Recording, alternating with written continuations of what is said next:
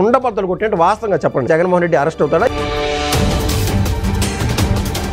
Liquor స్కామ్లో కర్త కర్మ వైఎస్ఆర్ కాంగ్రెస్ పార్టీ ఇచ్చిన ట్రైనింగ్ అన్నాడు జగన్ రెడ్డి. ఈ 11వ తారీఖు అరెస్టు. ఇక్కడ తెలంగాణలో ఏ క్వాలిటీ అయితే మెయింటెనెన్స్ ఉందో అదే క్వాలిటీతో ఆంధ్రాలో కూడా ఉండింది.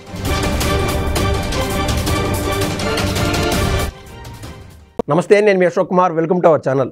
మనతో పాటు సీనియర్ పొలిటికల్ అనలిస్ట్ కొత్త రవీంద్రబాబు గారు అయితే మనతో పాటు ఉన్నారు. ఆయన అడిగి ఒక ఇంపార్టెంట్ మళ్ళీ చెప్తున్నాను, అత్యంత ఇంపార్టెంట్ టాపిక్ డిస్కస్ చేసే ప్రయత్నం చేద్దాం. నమస్తే సార్. నమస్తే సార్. ఎక్కడ పట్టినాగిని సార్, ఏమి నేను కూడా వాస్తవంగా చెప్తున్నాను, మాకుండే నాలెడ్జ్తో అదో జగన్ అరెస్ట్ అవుతున్నాడు, నెక్స్ట్ 15 రోజులు, నెక్స్ట్ 11 రోజులు, ఈ 11వ తారీఖు అరెస్టు అని చెప్పి ఈ ఊహాగానాలు లేదంటే పెద్ద పెద్ద సోర్సెస్ తీసుకొని మేము చెప్పే ప్రయత్నం ఉంటే చేస్తున్నాం సార్. ఇదే వాస్తవం అనుకొని. కానీ మీరంటే నాకు ప్రత్యేకమైన అభిమానం, ఎందుకంటే మీ నాలెడ్జ్ వల్ల. I use to see your videos daily. కాబట్టి సార్, కుండబద్దలు కొట్టినట్టు వాస్తవంగా చెప్పండి, జగన్మోహన్ రెడ్డి అరెస్టు లిక్కర్ స్కామ్లో ఉంటుందా లేదా? చాలామంది చెప్పినట్లు 95% కేసు సాల్వ్ అయిపోయింది, కేవలం 5% కేసు మాత్రం మిగిలినది. 5% కూడా జగన్మోహన్ రెడ్డిని పోలీసు వారు ఎస్టాబ్లిష్ చేస్తున్నారు, ఎక్కడెక్కడ ట్రాన్సాక్షన్ జరిగినాయి, ఈడికి ఎంటర్ అయిపోయింది. ఇలా సపరేట్ సబ్జెక్ట్లో వచ్చాము సార్ మేమందరం. కానీ దీంట్లో వాస్తవంగా జగన్మోహన్ రెడ్డి అరెస్ట్ అవుతాడా? ఎప్పుడు అరెస్ట్ అవుతాడు? ఇప్పుడు ఆంధ్రప్రదేశ్ లిక్కర్ స్కామ్ అనేది భారతదేశంలోనే పెద్ద స్కాముల్లో ఇది ఒకటి. ఇది రోజుకొక మలుపు తిరుగుతూ ఉంది, రోజుకొక వ్యక్తి పేరు తెర మీదకి వస్తూ ఉంది, రోజుకొక కోణంలో వెళ్తూ ఉంది. ఫస్ట్ సారి ఈ పెద్ద తేనె తొట్టెలాంటి లిక్కర్ స్కామ్ని ఒక దారి దిశ చూపించిన వ్యక్తి ఏటుగా ముద్రపడిన విజయసాయిరెడ్డి. ఓకే, అక్కడ కథ అక్కడ స్టార్ట్ అయింది. ఈ స్టోరీ మొత్తం స్టార్టింగ్ పాయింట్ అదే అని చెప్పవచ్చు. సిట్ ఏర్పాటు చేశారు. ఓకే, దీని మీద కేసు ఎఫ్ఐఆర్ బుక్ అయింది సెప్టెంబర్ 2024లో.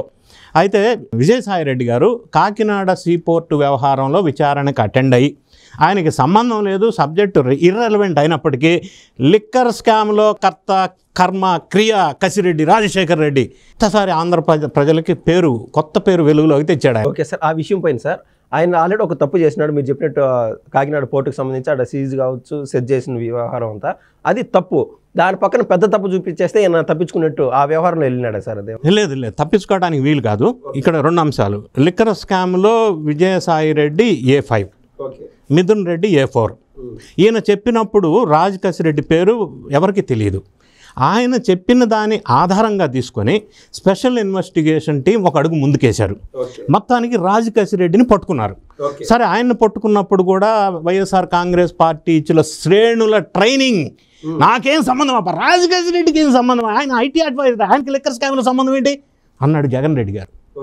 పట్టుకున్నారు. ఆయన A1గా పెట్టారు. ఆయన ఇంత లిస్టు చెప్పాడు. ఆ లిస్టులో పెట్టుకున్న వాళ్ళందరినీ తీసుకొచ్చారు.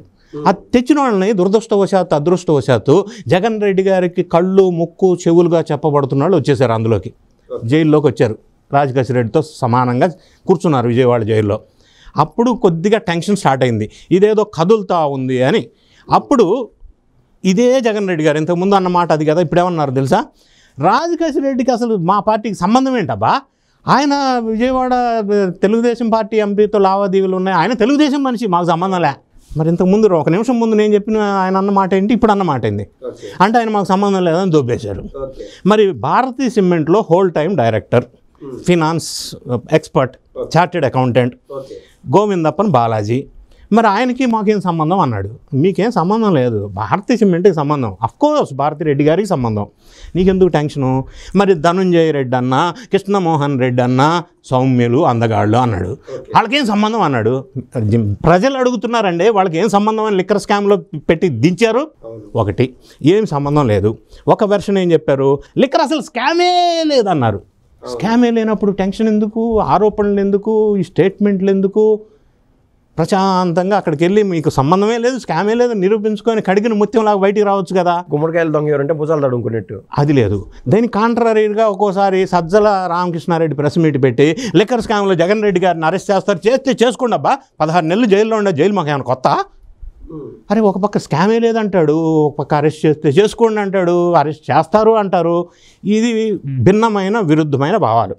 మిథున్ రెడ్డిని అరెస్ట్ చేసినప్పుడు ఏం మాట్లాడారు, మిథున్ రెడ్డి ఎంపీ అబ్బా, మా పార్టీ ఎక్కడో ఎంపీ ఆయన ఢిల్లీలో ఉంటాడు, ఆయన లిక్కర్ స్కామ్ సంబంధం ఏం మాట్లాడుతున్నారు మీరు అన్నాడు. ఇప్పుడు మరి వాయిస్ లేదు, సౌండ్ లేదు, మిథున్ రెడ్డి కూడా అదే చెప్పాడు. ఎందుకు వీటన్నిటికీ ఒక్కటి లాజిక్ మనం ఆలోచించినట్టయితే, ఏదో ఎవరో అంటే అక్యూజ్డ్ నా పేరు చెప్పారు కాబట్టి ఆ పేరున్న వాళ్ళని అరెస్ట్ చేయాల. అరెస్ట్ చేసే ముందు they have established technical documentary evidence everything. నేను ఫర్ ఎగ్జాంపుల్ చెప్తా. మిథున్ రెడ్డి గారిని అరెస్ట్ చేసినప్పుడు ఇదే ప్రస్తావన వచ్చింది, తెలియదు, గుర్తులేదు, మర్చిపోయినా నాకేం సంబంధం. అయితే మిథున్ రెడ్డి గారు ఏ రోజు, ఏ టయానికి, ఏ ప్లేస్లో, ఎవరిని, ఎంతసేపు కలిశాడు, టెక్నాలజీ బాగా పెరిగిపోయింది, ఇంత ముందులాగా లేదు. ఆ డేటా అంతా తీసుకొచ్చి ముందు పెట్టారు. ఇదిగో ఫలానా రోజు ఫలానా టయానికి ఫలానా ప్లేస్లో ఫలానా అతను కలిసావు, ఇంతసేపు మాట్లాడావు కదా. సార్ ఇప్పుడు ఒక సింపుల్ డౌట్ సార్, ఇదే సందర్భం అదే మాదిరి చెవిరెడ్డి భాస్కర్ రెడ్డి గారు కూడా నాకు తెలియదు, గుర్తులేదు, నేను అవసరం అయితే సిట్ కార్యాలయం ముందు ఆఫీస్ ఏర్పాటు చేసుకొని మీ కథ భరతం పడతామని చెప్పి కూడా అన్నాడు.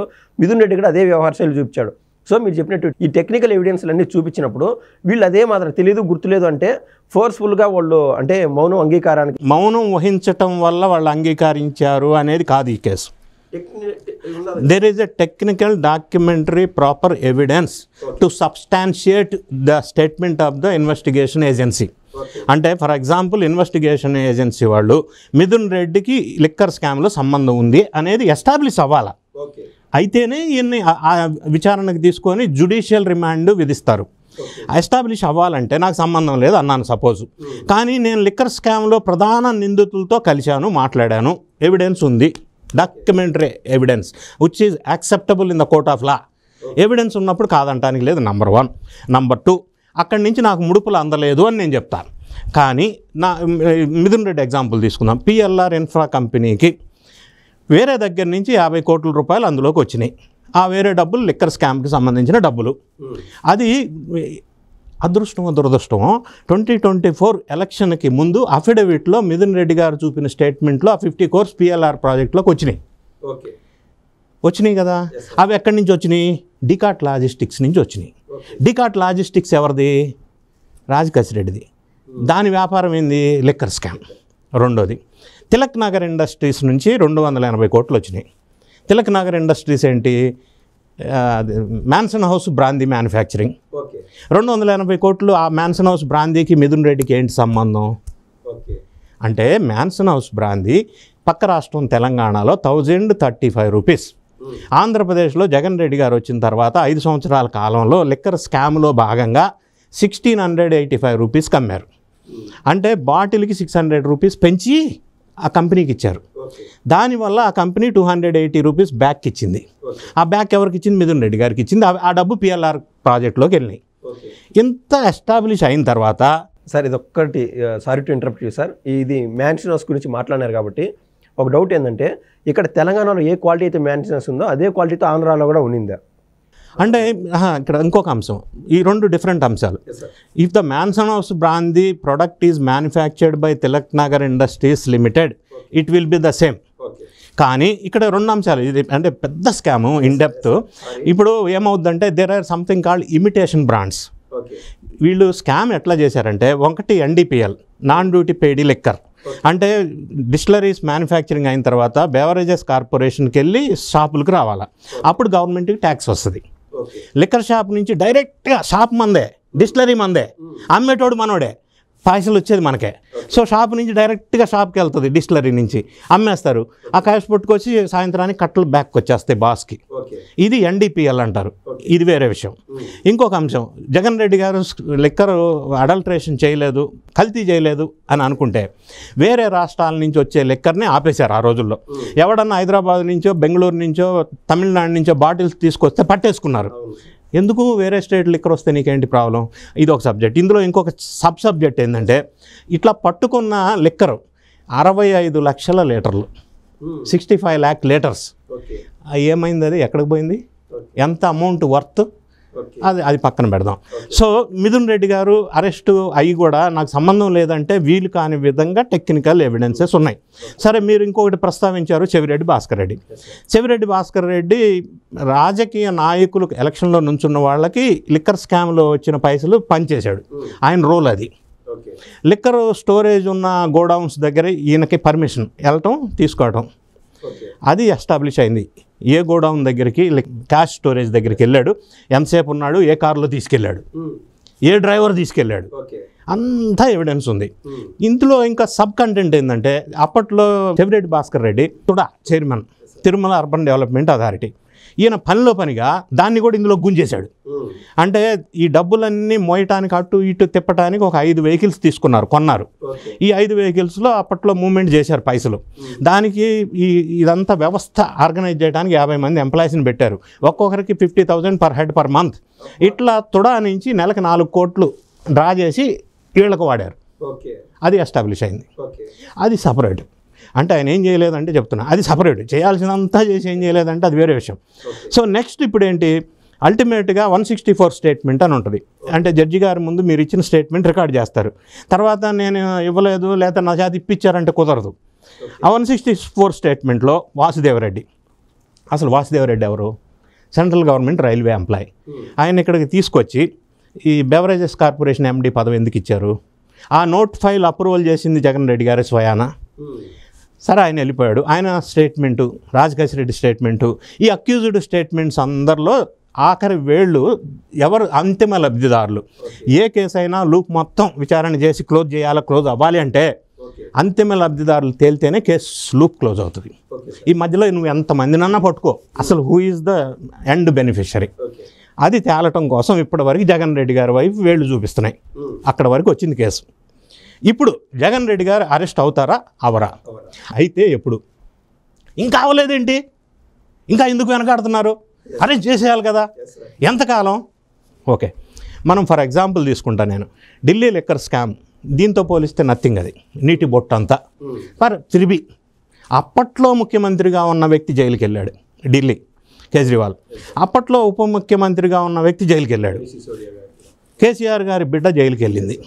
అది చిన్న స్కామ్ కదా. అయితే Delhi liquor scam investigation start అయింది 2022లో. వీళ్ళందరూ అరెస్ట్ అయ్యి జైలుకి వెళ్ళింది 2024లో. 2 years పట్టింది. చిన్నది నీటి బొట్టు అంతా. ఇప్పుడు ఇదంతా పెద్దది. ఇది స్టార్ట్ అయింది 2024 సెప్టెంబర్లో రిజిస్టర్ అయింది కేసు. సో వెంటనే 1 సంవత్సరంలోనే జగన్ రెడ్డి అరెస్ట్ అయిపోతాడు. అయిపోయింది, తీగలాగితే డొంక కదిలింది అని అనలేము. అంటే ఒక సెమీఫైనల్ స్టేజ్కి వచ్చారు. అంటే అంతిమ లబ్ధిదారులు కన్ఫర్మేషన్ కోసం డాక్యుమెంటరీ ఎవిడెన్సెస్ అంతా ఎస్టాబ్లిష్ కాకుండా తొందరపడి అరెస్టులు జరగవు. ఇవన్నీ పూర్తిగా డాక్యుమెంటరీ ఎవిడెన్సెస్ ఉన్నాక సాక్ష్యాలు, అప్పుడు స్టెప్ తీసుకుంటారు. Next step. అప్పుడు స్టెప్ అంటే మళ్ళీ వైఎస్ఆర్ కాంగ్రెస్ పార్టీ వాళ్ళు ఈ మధ్య మాట్లాడుతున్నారు. వాళ్ళు ఎవరో పేరు చెప్తే జగన్ రెడ్డి గారు అరెస్ట్ చేస్తారా? సజ్జల రామకృష్ణారెడ్డి ఎవరు అన్నారు, అవునబ్బా అక్యూజ్డ్ ఎవరో చెప్తాడు జగన్ రెడ్డి గారి పేరు అరెస్ట్ చేసేస్తారా? అరే అట్లా ఎందుకు చేస్తారా? There is something procedural, legal ఫ్రేమ్వర్క్లో ప్రొసీజర్ ఉంటుంది. ఈయనకు నోటీసులు ఇవ్వాలా, పిలవాలా? ఈ నోటీసులు పిలవాలి అంటే 17A పర్మిషన్ తీసుకోవాలా?